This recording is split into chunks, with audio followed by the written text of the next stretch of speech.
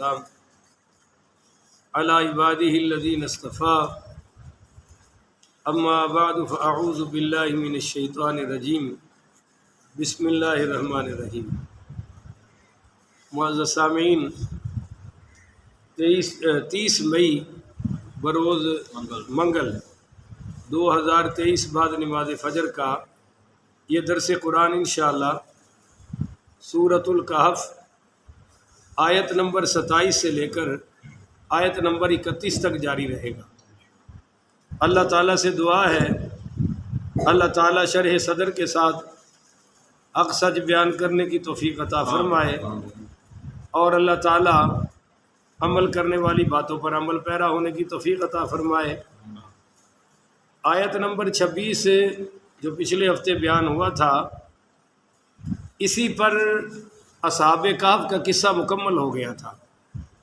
اصحاب کہف کے قصے کے بعد اب اللہ تعالیٰ کی طرف سے اس میں دوسرے مضامین بیان ہوئے ہیں، اور سب سے بڑا مضمون وہی ہے جو اکثر ان صورتوں میں بیان کیا گیا ہے، مکی صورتوں میں، وہ ہے عظمت قرآن سبحان اللہ اور مشرکین مکہ کے رویوں کا رد بڑے دلائل کے ساتھ۔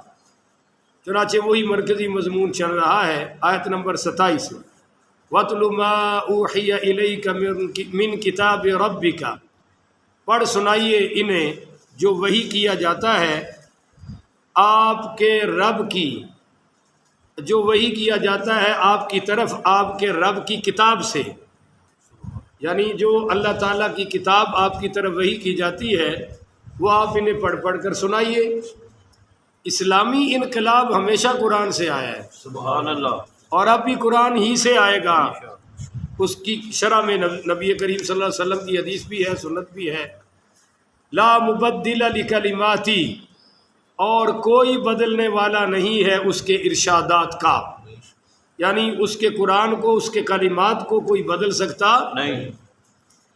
سورہ یونس کی آیت نمبر 15 میں آ رہا ہے کہ مشرکین نے مطالبہ کر دیا کہ ائتی بقرآن غیر ھذا، کہ آپ ایسا کریں کہ اس قرآن کے سوا کوئی قرآن لے آئے، او بدل ہو، یا اس کو تبدیل کر دے۔ نہ تو ہمیں یہ قرآن پسند ہے معاذ اللہ، نہ اس کے مضامین پسند ہیں، تو اللہ فرما رہا ہے لا مبدل لکلماتی، اس کے کلموں کو کوئی بدل سکتا نہیں۔ انا نحن نزلنا الذکر وانا لہ لحافظون، اس ذکر کو، قرآن کو نازل کرنے والے بھی ہم ہیں، اس کی حفاظت کرنے والے بھی ہم ہیں۔ شیعہ اثنا عشریہ کا بنیادی عقیدہ ہے کہ معاذ اللہ قرآن بدل دیا گیا ہے، وہ اس قرآن کو اصلی قرآن نہیں مانتے، پر اللہ کہہ رہا ہے اس کو نازل بھی ہم نے کیا ہے اور اس کی حفاظت بھی ابد الآباد تک ہم خود کریں گے۔ وَلَن تَجِدَ مِن دُونِهِ مُلْتَحَدًا، اور نہیں پائیں گے آپ اس کے سوا کوئی پناہ گاہ، یعنی ہر مومن کی اور سب کی پناہ اللہ کے پاس ہے، اللہ کے سوا کوئی پناہ دینے والا نہیں ہے۔ آگے ہے جی وَاصْبِرْ نَفْسَكَ مَعَ الَّذِينَ يَدْعُونَ رَبَّهُمْ بِالْغَدَاوَةِ وَالْعَشِيِّ، اور روکے رکھیے اپنے آپ کو ان لوگوں کے ساتھ، وَاصْبِرْ نَفْسَكَ، آپ اپنے آپ کو ان کے ساتھ جما دیجئے، ان کے ساتھ ڈٹ جائیے، مع الذین، ان لوگوں کے ساتھ، یدعون ربہم، جو پکارتے ہیں اپنے رب کو، بالغداوۃ، صبح، والعشی، شام کو، یریدون وجہہ، اور ان کا مقصد ہے صرف رب کی رضا۔ سبحان اللہ، بولیے رب کی رضا۔ اب یہ آیت کا شان نزول ہے۔ یہ جناب بڑے بڑے جو تھے نا سردار، عیینہ بن حسین الفزاری، جو بعد میں اسلام لے آئے، مگر یہ بات اسلام لانے سے پہلے کی ہے، یہ آپ یاد رکھیے گا، اور امیہ بن خلف اور بڑے بڑے سردار، یہ نبی کریم صلی اللہ علیہ وآلہ وسلم سے ملاقات کرنے کے لیے آئے تو دیکھا کہ ساتھ غریب صحابہ بیٹھے ہیں، ابو فقیہ، حضرت عبداللہ بن مسعود، حضرت سلمان فارسی، حضرت ابو ذر غفاری، حضرت عبداللہ بن مسعود، حضرت بلال حبشی، حضرت خباب ابن ارت رضی اللہ تعالی عنہما یہ سارے بیٹھے ہوئے ہیں. تو انہوں نے آ کر کہا کہ اے محمد آپ کی بات سننے کو بھی دل کرتا ہے, بیٹھنے کو بھی دل کرتا ہے, اور ہم اسلام بھی لے آئیں گے, پر ان غریبوں کے جن کے کپڑوں سے بدبو آ رہی ہے, جن کے جو بالکل غریب ہیں, معاذ اللہ کمی لوگ ہیں, ان کے ساتھ ہم بیٹھنے کو تیار ہیں نہیں, ان کو علیحدہ کر دے. جب ہم آئے تو یہ مجلس میں نہ ہو, ہمیں آپ علیحدہ عمراء کو, مالداروں کو علیحدہ مجلس دے.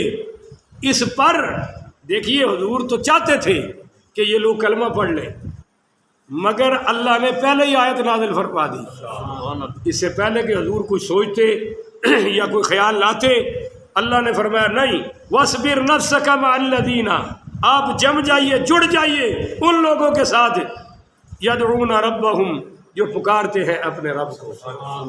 اب آپ کو پتہ چلا کہ یہ ہے عظمت صحابہ, کہ اللہ فرما رہا ہے میرے نبی آپ ان کے ساتھ جڑ کے رہیے, جم جائیے, لگ جائیے ان کے ساتھ. جب یہ آیت نازل ہوئی تو حضور صلی اللہ علیہ وسلم ان غریبوں کو ڈھونڈنے گئے تو دیکھا کہ وہ مسجد نبی کے ایک سائڈ پر اللہ کا ذکر کر رہے ہیں. تو آپ نے فرمایا کہ تمام قسم کی تعریفیں اس اللہ کے لیے ہے جس نے مجھے ان لوگوں کے ساتھ جڑنے کا حکم فرما دیا ہے. اچھا جڑنا کیا, وہ کرتے کیا ہے, یدعون ربہم بالغداوۃ والعشی, دن کو بھی رب کو پکارتے ہیں اور بولو شام کو بھی رب کو پکارتے ہیں. یدعون, ایک تو یہ ہے کہ دعا کا کوئی ٹائم نہیں, مذہب اسلام کہتا ہے جب بھی مانگو اللہ قبول فرما لے گا. سبحان اللہ. دوسرا یہ ہے کہ یہاں سے بعض صحابہ نے نمازیں مراد لی ہیں کہ فجر کی بھی پڑھتے ہیں, ظہر کی بھی, عصر کی بھی, مغرب کی اور رات کو پھر تہجد بھی پڑھتے ہیں. تتجافی فی جنوبہم عن المضاجع یدعون ربہم خوفا وطمعا. اچھا جی, یریدون وجہہ, تو یہ ہے صحابہ کی عبادت کا مقصد کہ اللہ کی رضا. بولو جی اللہ کی رضا. اب وہ کہتے تھے آپ ہمیں علیحدہ مجلس دیں, اور اللہ نے کمال کر دیا, وَلَا تَعْدُ عَيْنَاكَ عَنْهُمْ, پیارے یہ جب غریب لوگ بیٹھے ہو نا تو آپ نے ان کی طرف نظر بھی نہیں کرنی. سبحان اللہ. وَلَا تَعْدُ عَيْنَاكَ عَنْهُمْ, آپ اپنی نظریں بھی ان پر جما کے رکھیے, ان پر نظریں. اب صحابہ کی دو عظمتیں معلوم ہوگی, ایک تو وہ صبح شام اللہ کا ذکر کرنے والے ہیں, دوسرا ان کا ذکر قبول ہے, اور تیسرا نبی کو حکم ہے کہ آپ ان کی مجلس کے ساتھ جڑ کے رہیے. اور چوتھی عظمت وَلَا تَعْدُ عَيْنَاكَ عَنْهُمْ, اے میرے محبوب نظریں بھی ان پر جما کر رکھیے, کیونکہ نبی کی نظر میں بھی تو نور ہے نا. آپ کی نظر ان پر جم کے رہے اور نظروں سے جام پلائیے.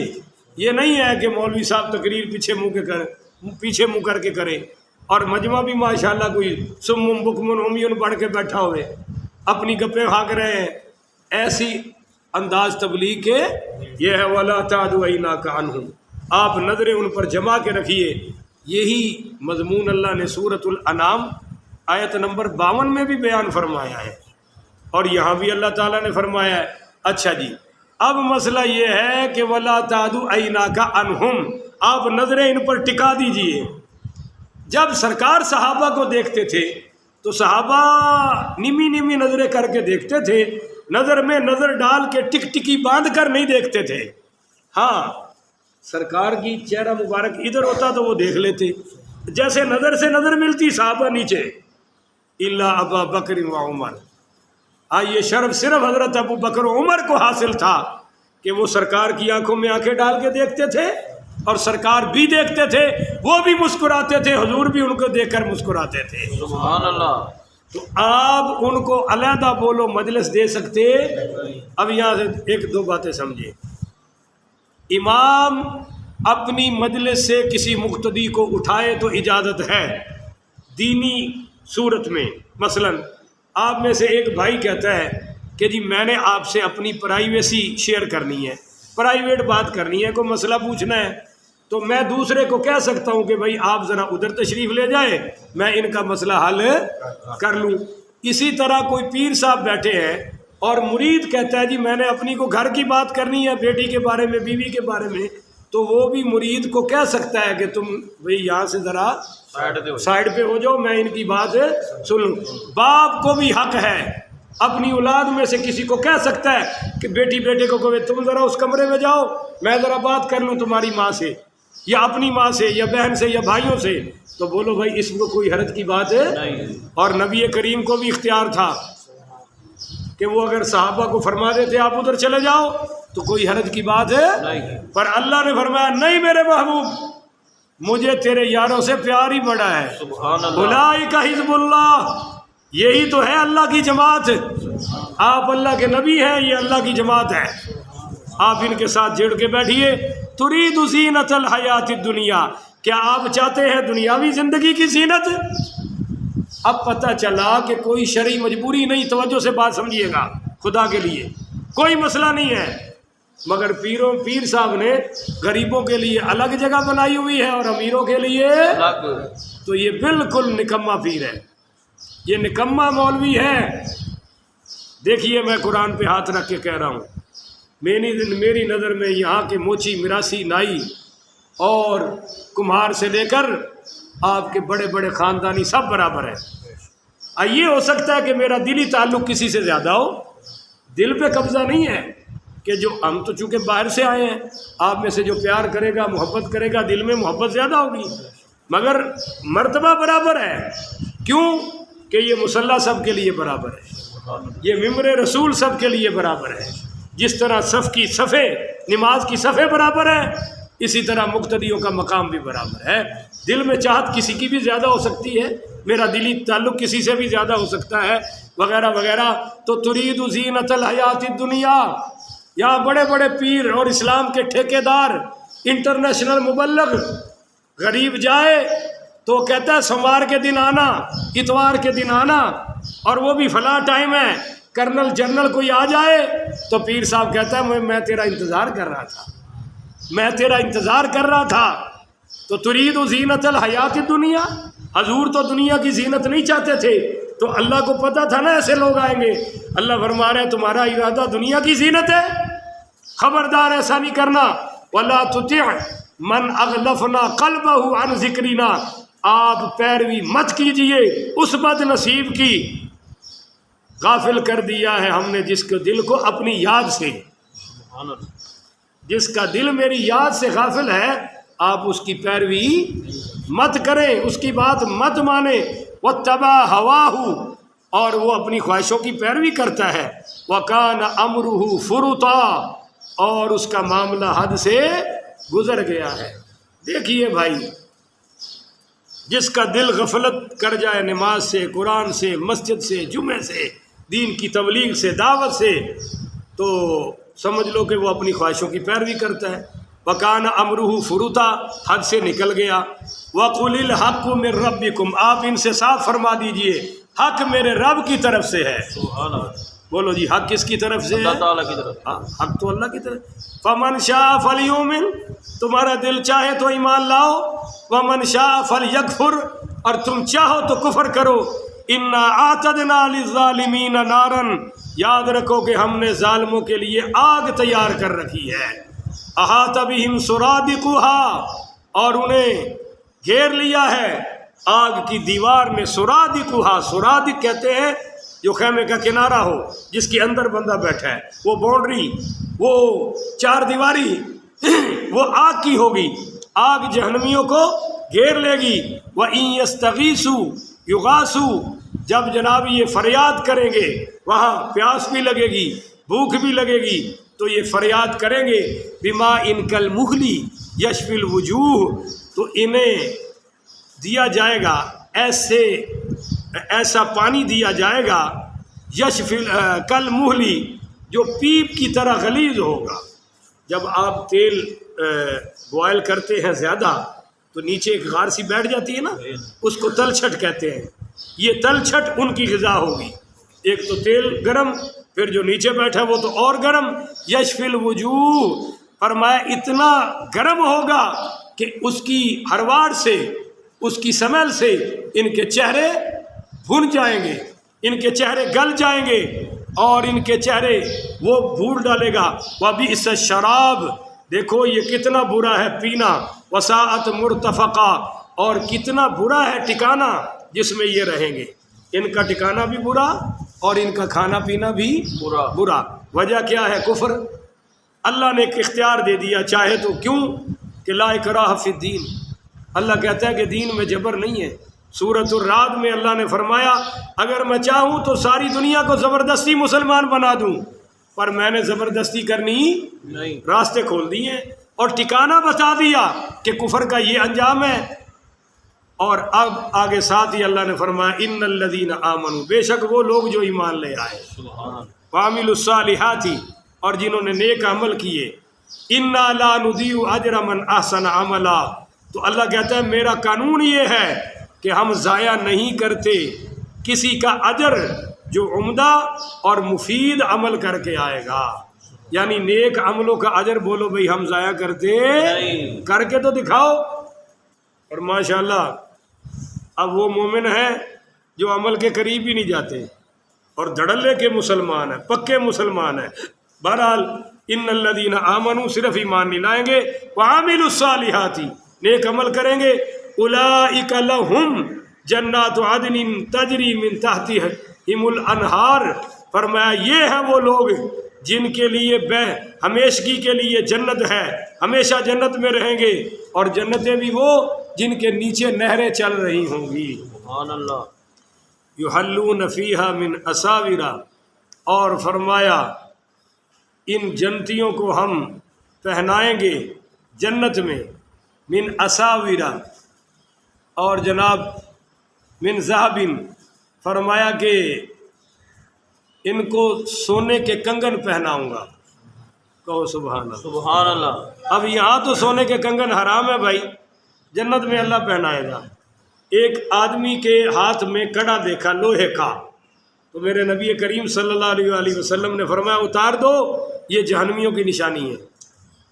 تو کئی بے وقوفوں نے پاؤں میں ڈالے ہوئے ہیں، کئیوں نے آج کل بھی ہاتھ میں ڈالے ہوئے ہیں. تو یہ یہودیوں کی نشانی ہے، بولو مسلمانوں کا طریقہ نہیں ہے. یحلون فیہا من اساور ومن ذہب، اللہ فرما رہا ہے کہ انہیں پہنائے جائیں گے اس جنت میں کنگن سونے کے، وَيَلْبَسُونَ ثِيَابًا خُضْرًا، اور فرمایا کہ انہیں جنت میں سبز رنگ کا لباس پہناؤں گا.